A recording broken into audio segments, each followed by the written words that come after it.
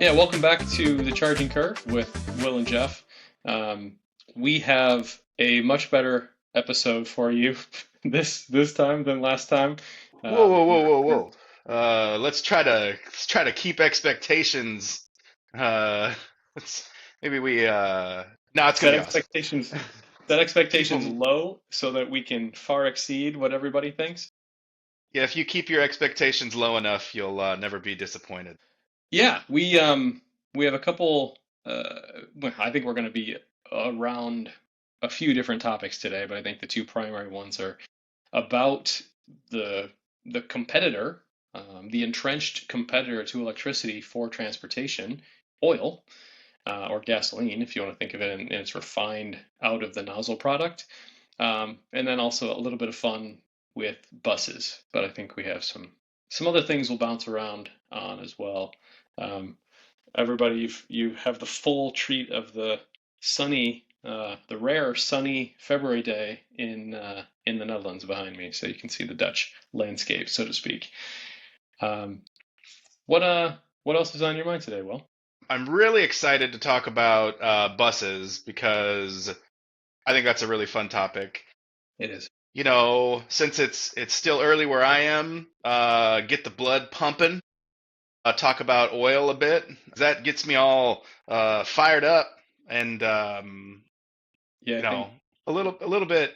Hey, I use the stuff. We all use it. But also, I think some of the things we're going to talk about, they get me thinking, and they also sometimes get me a little bit riled up. my blood pressure is probably going to go up a little bit. I didn't share this with you beforehand, but this you happen to have one of these shirts, Will? I don't have that specific one.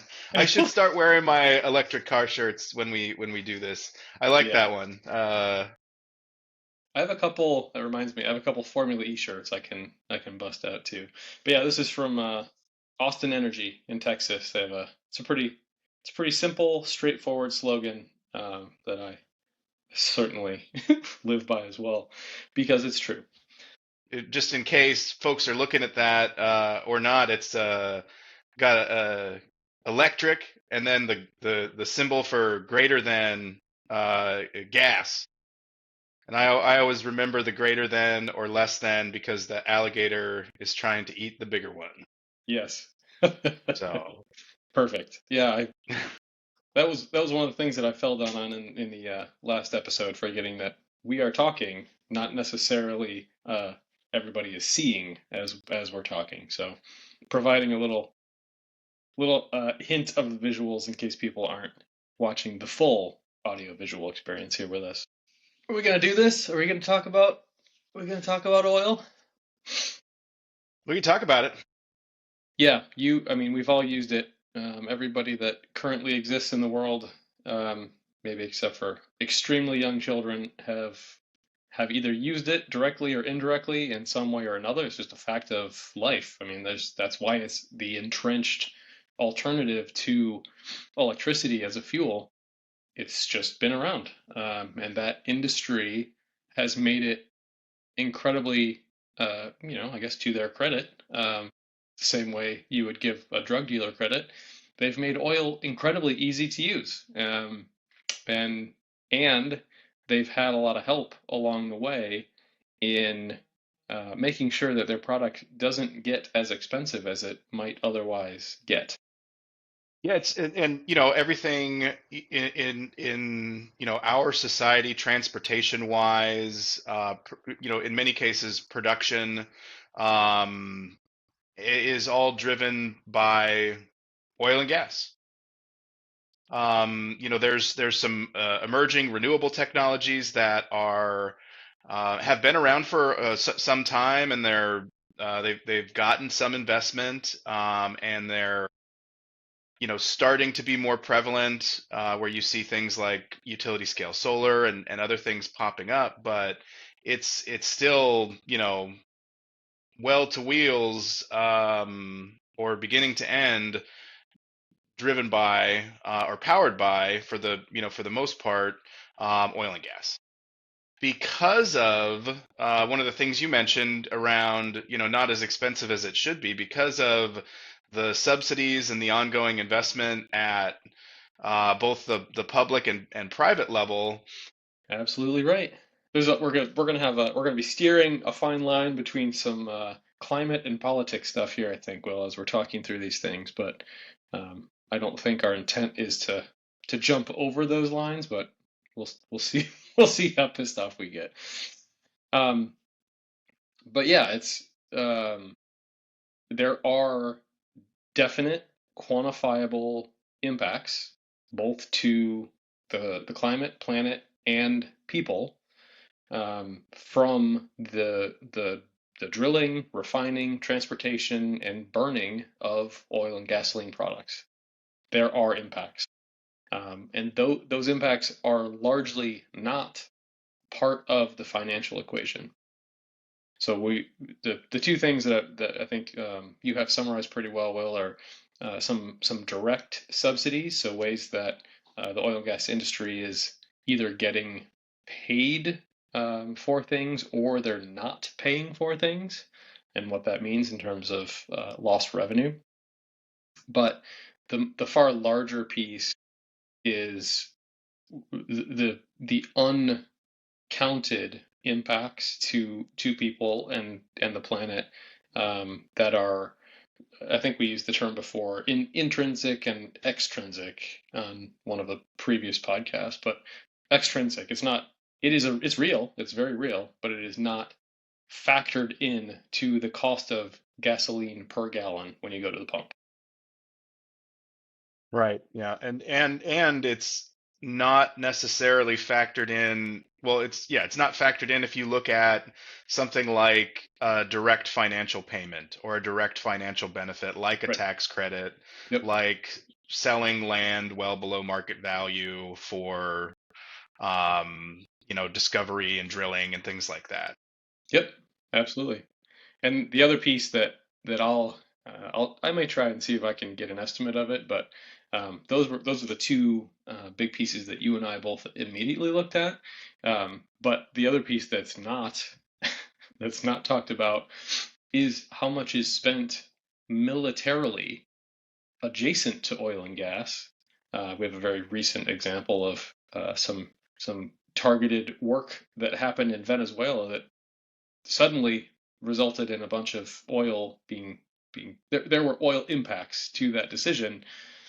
Those costs, those military costs, are also hugely expensive, and they carry their own emissions pieces as well. But um, that's that's even one step further, more difficult to quantify in my mind. The one thing that I always come back to is it's a lot. And when you look at estimates of what it adds up to just in the US, the direct is a huge number in my mind. Tens of billions of dollars.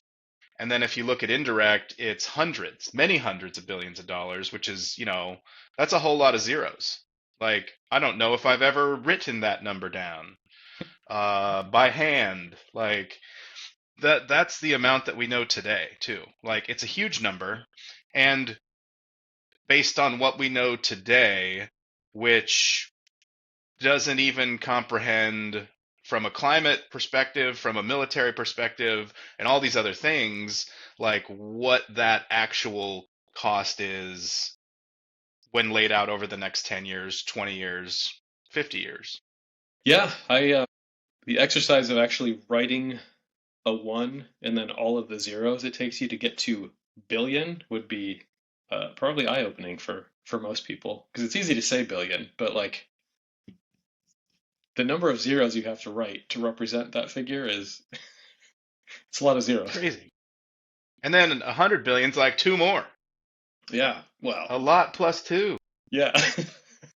That this is although it's going to be a math podcast today. And So, then they're going to be like, Jeff and Will don't actually know how many zeros are in a billion because we haven't said the number yet. let's not do that. Leave everybody guessing before we get into engineering notation and scientific notation. before we jump into some of the cool info that you have, Will, and I can basically backstop that with a separate research inquiry that puts you in the ballpark. But for everybody out there that is following us and listening along, thank you. Please do like, subscribe, share, send us a note. It's just even if you want to just say hi, that's great. But if you have a question or suggestion, that would be fantastic. Really want to make sure that we have an opportunity to tackle some topics that are of high interest to all of you out there. Um, so yeah, we're looking for your help, and you can get in contact with us, Will, at TheChargingCurve at gmail.com. absolutely, absolutely cool. Little graphic. And this is just, kind of this is just looking at the US. So worldwide, the numbers are going to be, kind of exponentially larger.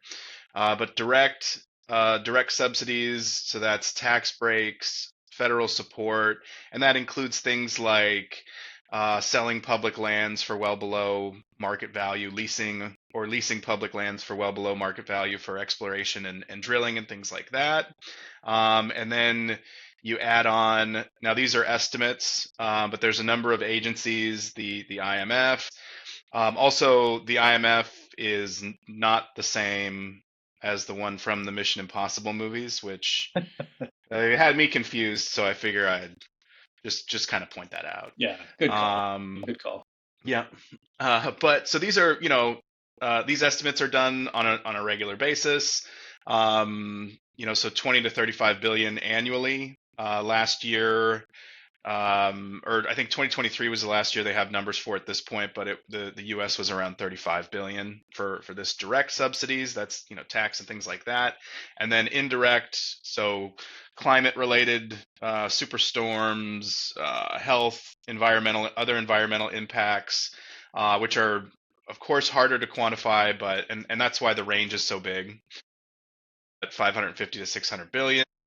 Yep, and those yeah, exactly. Annualized, which is what is wild. When it's not that's not a total. That isn't every year, year over year.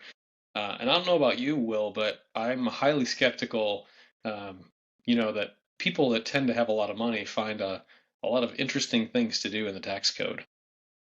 The tax code is it's like a playground for people when they have enough time and money to figure out what they can do.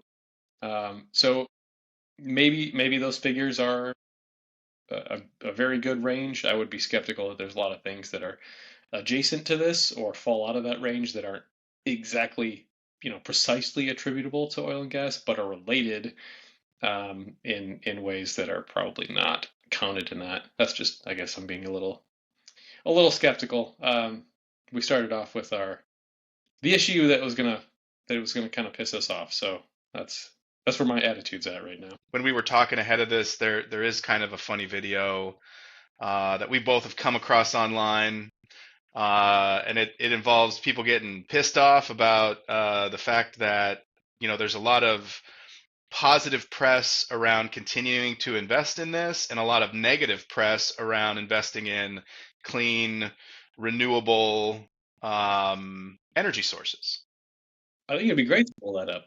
I think it'd be great. While you're doing that, I'll just underscore the angle that I took on research and correlate what we both have into an annual per household view. So we're just talking about the U.S. Obviously, there are financial impacts in the oil and gas industry well beyond the U.S. that span the entire world, right? But we're just we have to draw a circle around something. So that's what we're focusing on.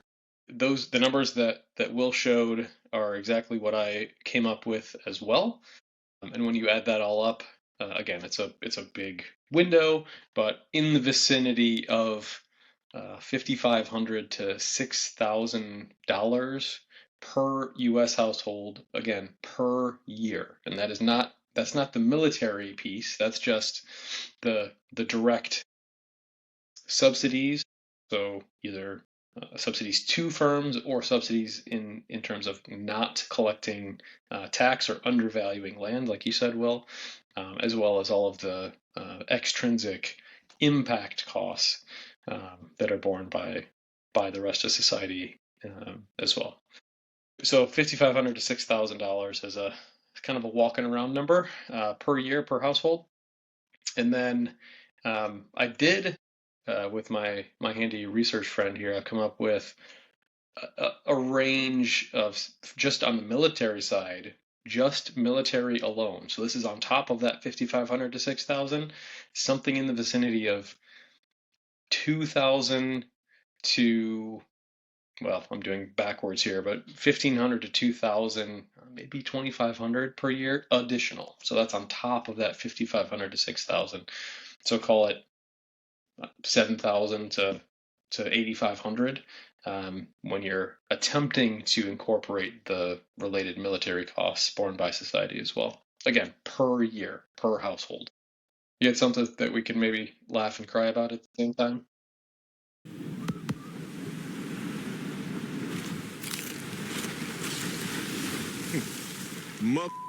Wind farms. Loud, ugly, harmful to nature. Who says that?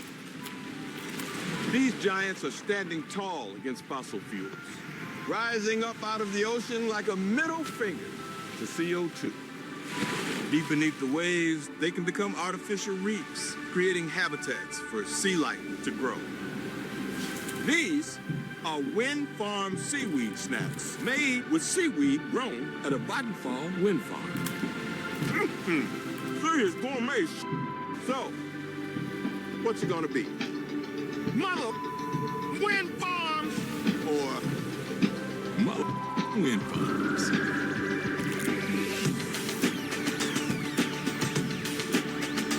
Fantastic.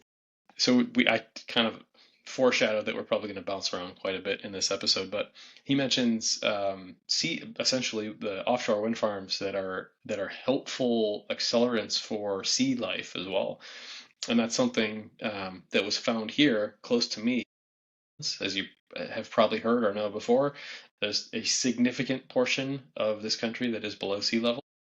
So that means you better be very smart and good about managing things like dikes and water flow, etc. So they basically have created some some still water or sweet water, as they may call it. So large bodies of water that are not the ocean anymore because they've been cut off by dikes. But they're still large bodies of water, and they've used those opportunities for offshore wind farms as well.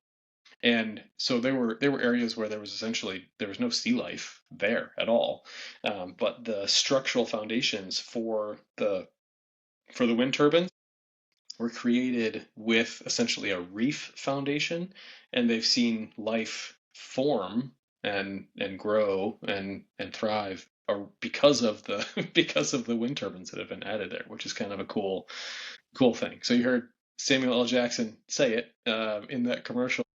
But I've seen it here in my neck of the woods also. Well, and especially seems ultra relevant considering all the things that you hear about coral reefs, dying and Yeah, in endangering, biodiversity in the oceans and in those large bodies of water. So something that can go in and help bring in and create some added diversity, more life in the ocean. Plus, it makes energy that's renewable and just happens because the wind blows, which it does anyways. So seems like a win-win-win. win, Wind. probably more wins. Yeah, Yeah. yeah. It is interesting because there's actually another. Uh, I'll pull this up as a throw here to our guy Technology Connections over on YouTube, who's he had a very recent video kind of talking through this, um, and I thought it was definitely well done, but just like at a basic level, putting in perspective renewable energy, whether it's wind, solar, and what it does over time, and how we are able to harvest, kind of using a farming analogy, to be honest. You're able to harvest with that one investment, harvest energy over and over and over and over and over for almost zero cost, very, very, very low cost, um, because there's no fuel input, right?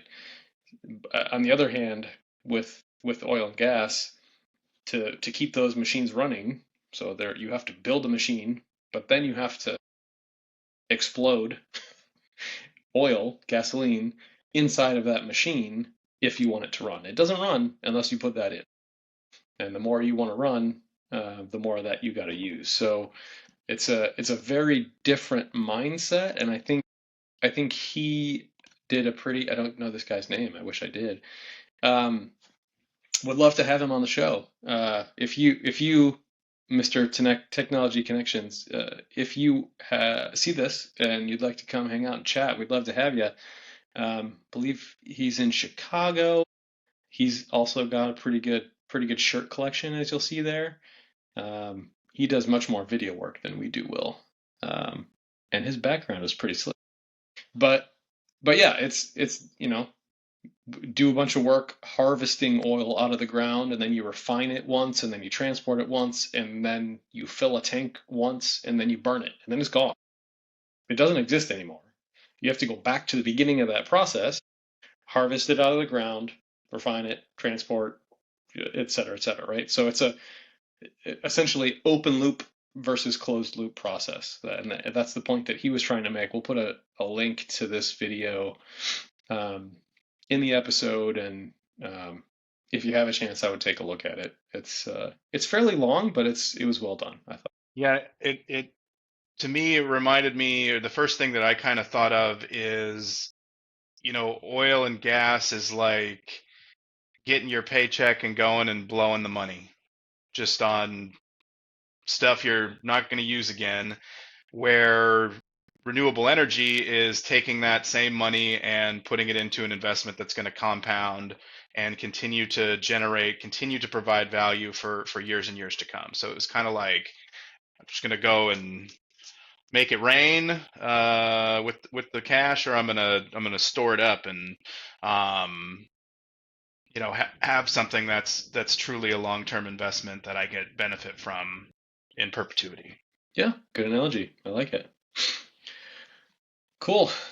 What else do we need to get upset about, Will, while we're in this I think so just the part, like, so there's all those things, right? And we're just scratching the surface, because could really talk in detail about any of these things we've already talked about, plus there's additional things that just don't make sense about it, that are aggravating and things like that. But the part that really gets me is the negativity in the current environment in the U.S. Politically around investing in renewable energy, transportation, electrification of things in general, but like really investing in sustainability is kind of what I would call it, because oil is a finite thing. You take it, it's used one time, it's gone, except, I guess it stays in pollution for like the next 100 years, which is, damage, it continues to damage the environment. And somehow technology that is renewable, sustainable, has net positive benefits for the environment is demonized by, a certain political party. Very loud people in the US that continue to pump money into non-renewable thing that hurts the environment but lines people's pockets, because that's how everything's set up. And I'm not saying to not invest, because that's what society is built around. You have to continue to invest in oil and gas, but we should be talking positively at all opportunities about renewable energy, shifting to more sustainability, and just being smart on a long-term scale when it comes to where our money gets spent, how we generate power, how we function as a society. versus let's go drill some more, what is it, old dinosaurs and Yeah. wood. Yeah, the that episode also breaks down so the technology connections on YouTube walks through some of the solar energy harvesting and just especially interesting to me was the direct comparison between growing corn, so using agricultural land, which are not infinite, using a portion of those to grow corn that gets converted into ethanol, right? So there's a lot of that happens, and the just taking that corn, you just say, all right, well, let's stop making corn into ethanol. So now we don't need to grow that amount of corn anymore. It's only the corn that is getting converted into ethanol, approximately. That is far more ground that we would need for solar energy harvesting for the entire energy collection and use of the U.S. When you just look at that one example. So yeah, check out that video. And Mr. Technology Connections, send us an email at TheChargingCurve@gmail.com. Yeah, it's the negative representation of it that just when and you have a simple, I mean, that's like a super logical, realistic, real world explanation of why that doesn't make sense. Yeah, I mean, you touched on it. The lining pockets, the financial motivations of certain people who have an ability to influence these things. And I mean, it wasn't even something you need to speculate about, although it's obvious that that happens in society, that people are, those portions of society are going to advocate for their best financial interests. But it was even more explicit than that. I mean, I don't know if you remember this, Will, but prior to the new administration or regime is more accurate at this point. There was an explicit promise from the oil industry given to the oil industry in exchange for their political donations. You give me money, I'll do whatever you want. And so it's a sad reality of what we're living through, and I think some simple analogies and helpful information like what is in that clip on YouTube hopefully helps people understand and see past the lines of BS and nonsense that they might otherwise encounter. Okay, so we still are firmly depressed. Good news, usually, at least throughout most modern history, the entrenched supplier or provider that doesn't adapt and embrace new, better technology loses. So we just, hopefully that happens sooner rather than later. But It's not making me feel better right now, Will. Maybe if we were recording this on a Friday afternoon instead of a Monday, but what can we do? No, I mean, there's a lot you can do. So for us, for anybody listening, being able to share easily digestible information on to help. I mean, the more people in society easily understand the difference between renewable and non-renewable energy options and what it means not just for their checkbook but the larger picture of where we're headed, the better we'll all be. So the more we can share and help other people find that kind of information, that's one small thing we can all do. yep, absolutely. Yeah, there's a lot of great technology out there, continuing to advance, continuing to be more accessible, and education, and really getting people to understand the true opportunity that exists with the new technology as well. I had so maybe if we can start to shift inertia a little bit towards something more positive. So this shirt, electric, is greater than gas. The place where we live here, they have done a much better job of pricing in some, probably not all, but some of the externalities of natural gas. I mean, natural gas is part of the oil and gas industry, so it's quite expensive on a energy unit basis here for heating and cooking, whatever. If you're using natural gas, and I made one small simple change, changing our stovetop to from a gas stovetop to an electric stovetop, and it's listen. I don't know. I don't understand.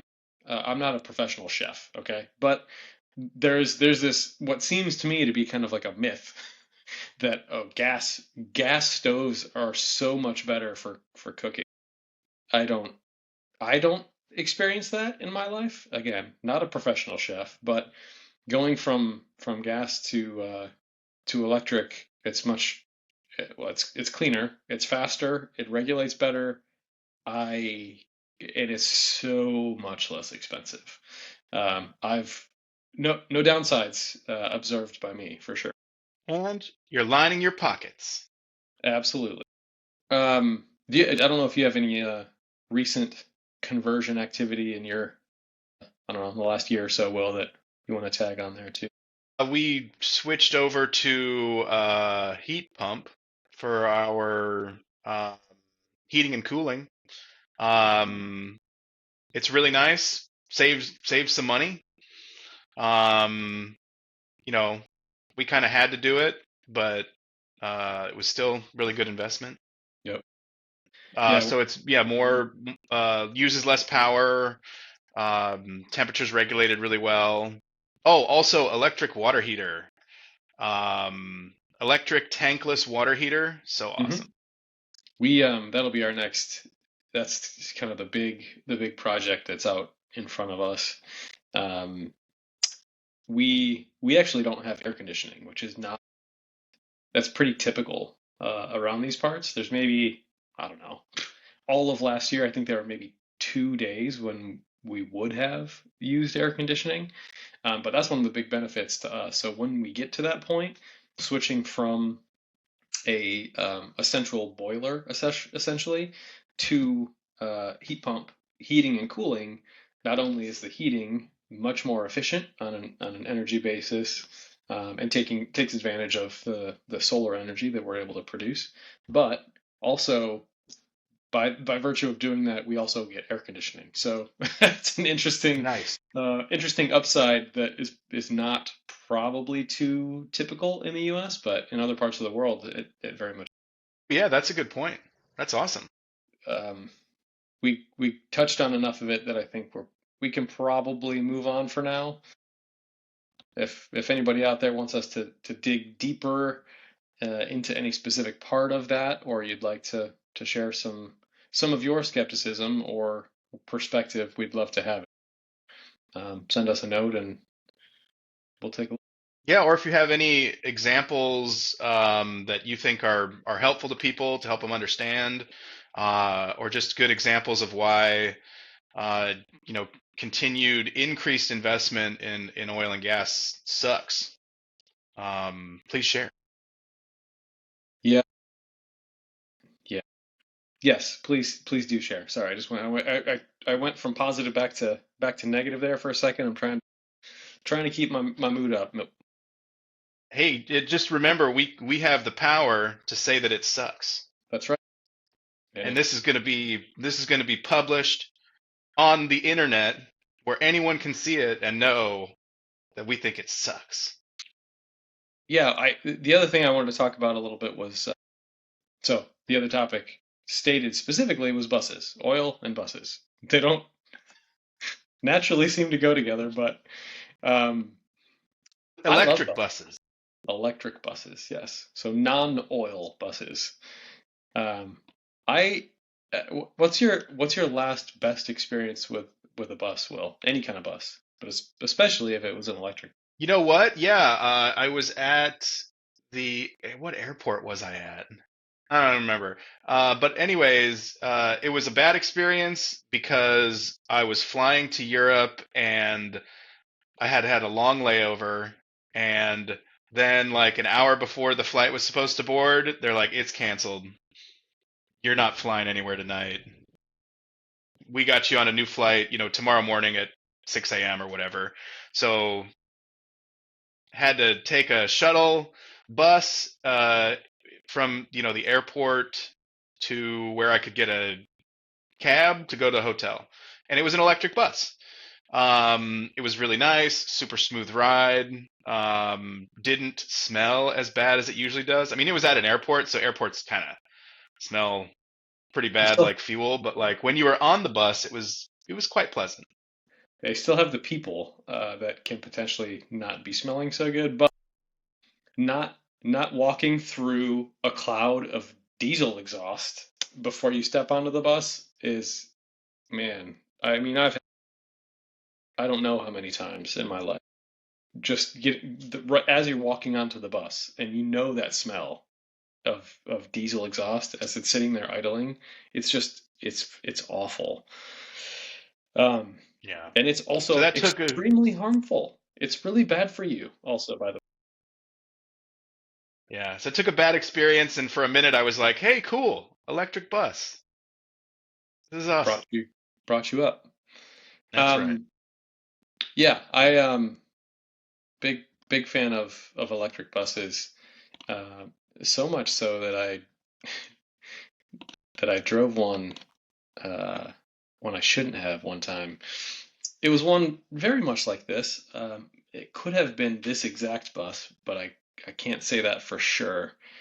Uh, I I talked my way into a little experience on a non-commercial, a um, non-production school bus that was at a show and took it for a spin on some city streets that shall remain unnamed.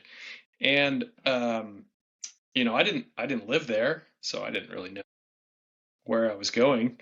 Found my way onto a one-way street in the wrong direction uh, in big yellow school bus. Yeah, that was a fun and terrifying experience in that moment. As you can imagine, being behind the wheel of something like this, and then when you realize you're going the wrong way on a one-way. Um, Fortunately, everything was fine. I found an alternate path, got turned around, and didn't have any kind of traffic impacts. Yikes. One of the great things that I, especially when we talk about electric school buses, and because of the fact that like it is well documented that diesel emissions are bad. Most school buses run on diesel. They're bad, and people and basically so many kids ride school buses and have to sit in where those emissions are. They have to walk through them when they're getting on and off the bus. And then, transient emissions that get onto the vehicle um, that all these kids are exposed to, right? So one of the things that I've found uh, that makes electric school buses even cooler, because there's so many economic benefits for school districts and things like that when they're operating these buses, especially because of uh, depending on where you're in the country, different utility and grid service programs and things like that we can talk more about. But like the thing that one of my favorite things about them, or icing on the cake, is politically they don't get demonized like other renewable energies, electric transportation things do.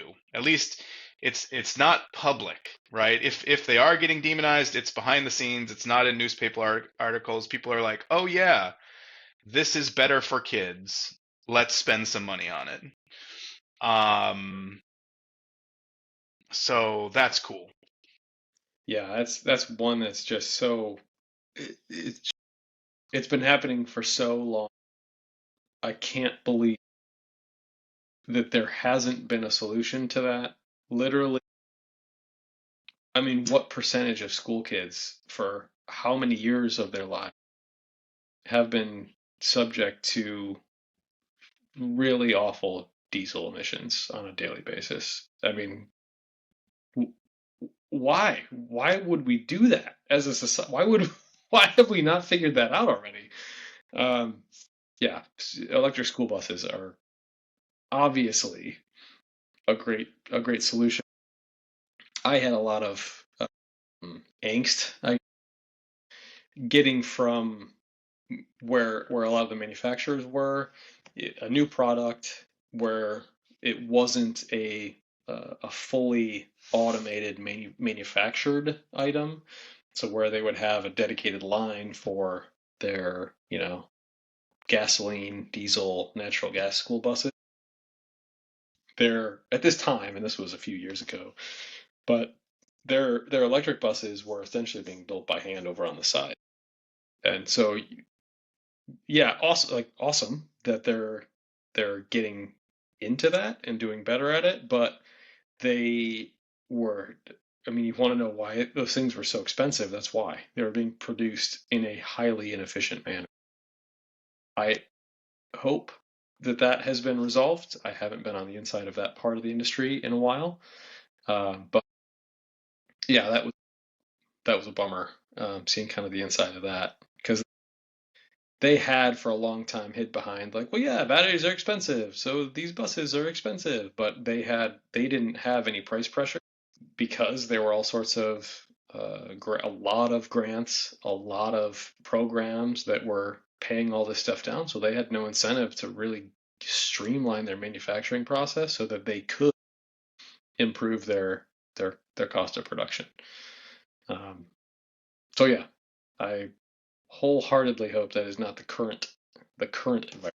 Well, from what I see, they are more available. Annual production numbers are much higher than they were, even 3 or 4 years ago. And I see districts that I've worked with over the years acquiring more buses that are electric. So not, after grant funding is gone, actually building it into their ongoing operating budget and things like that. So those are encouraging. I haven't been to a production facility in probably 10 years. So, and that stuff was definitely being done by hand, uh, in a side garage kind of thing. So, Yeah. Yep. So if you happen to listen to this and you are um, with I don't know, let's say Thomas buses or Lion Electric or who else can you think of? Bluebird. Bluebird. Yeah. We'd love to sit down with you for a few minutes, um, get your latest informed inside view of how this is all going, and yeah, I think we can all get behind not subjecting children to diesel fuel. There's not a lot in this world that is a pretty universally supported thing, but I feel like that can be one of them. Yeah, I got if someone is listening, I've got a couple of working title ideas. What the bus? Like that could be one of them. Or what's up with that bus? I don't know. I'm sure you have a couple better ones than that. Those are the lowest ones that you're working up. So So this is in real time, so those are the first two. all right. The other thing I was going to mention that is kind of fun. So we, in the U.S., all the school buses are yellow, right? Um, in other parts of the world, the concept of a bright yellow bus is just so weird, and and people get like super excited about it. So people here in the Netherlands are like, "Ooh, you guys have yellow buses?" Um, because it's such a weird concept for them, and it took me a minute to be like, "Wait, but what? But what?" It's because they just have public transit, trains, buses, trams, whatever else that just serve everybody all the time. So they don't need separate buses that are specifically yellow for school transportation, because the great thing about having public transit that's available for everybody is that, guess what, all your school kids, they can also use that public transit. The electric buses and electric trains that are available and running every 15 or 30 minutes to get them where they need. That makes sense. Mind blown. That is awesome. And if you miss one, you could just catch the next one 15 minutes later. So it's not like Absolutely. that probably takes a lot of pressure off too. Very refreshing. I mean, you have to know when they stop and when they start, right? Like you have to know that you're not going to expect to catch a bus anywhere generally at like 1 a.m., 2 a.m. in the morning. Maybe it's maybe bigger cities, maybe they're still running that late, but yeah, there's kind of a bit of a blackout period between like 2 a.m. and 6 a.m., but it's pretty manageable. It's pretty manageable.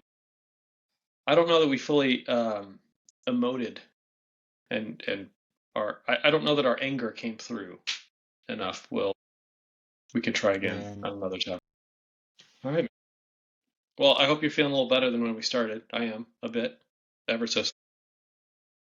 Yeah. Man. Well, thanks everybody for joining us again. Make sure you try and send us some info. Like I said, even if it's just to say hi, give us a some kind of idea of what you're going through. We'd love to hear from anybody that's in and around the electric bus manufacturing scene. Get kind of the latest and how we're going to save all of the kids in the world from diesel fumes forever. Yeah. Hey, if you enjoyed this video, please like and subscribe. We've got a little side bet going.